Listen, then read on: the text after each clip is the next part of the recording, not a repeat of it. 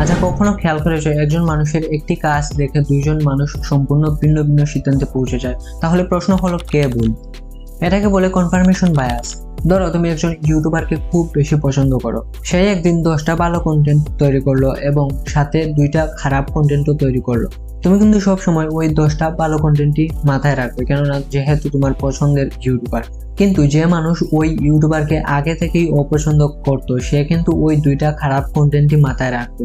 অর্থাৎ ওই 2টা খারাপ কন্টেন্ট দিয়েই কিন্তু সে ওই ইউটিউবারকে বিচার করে ফেলবে। মূলত এটাই হচ্ছে কনফার্মেশন বায়াসের খেল।